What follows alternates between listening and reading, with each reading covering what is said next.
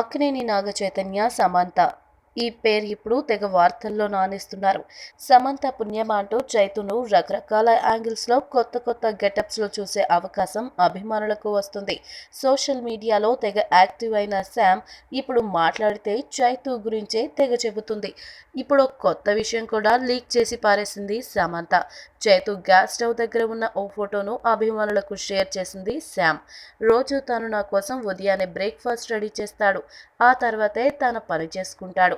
నేనే ఈ ప్రపంచానికి మహారాణి అనుకునే క్షణాలను ఇచ్చినందుకు ఆ దేవుడికి మోకాళ్లపై కూర్చొని అభివందనం చేస్తున్నా అని చెప్పింది సమంత. ఏమైనా చైతు గురించి సమంత చెబితేనే మనకు కొత్త విషయాలు తెలుస్తున్నాయి. తాను ఇంత మంచి కుక్ అనే విషయం ఇప్పుడే అందరికీ అర్థమవుతుంది.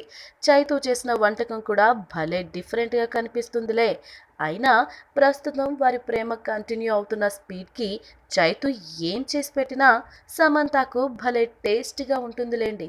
ఈ వీడియో మీకు నచ్చినట్లయితే సబ్స్క్రైబ్ చేయండి. ఫిలిమి స్టార్స్ బోలెడంత న్యూస్ బోల్డ్గా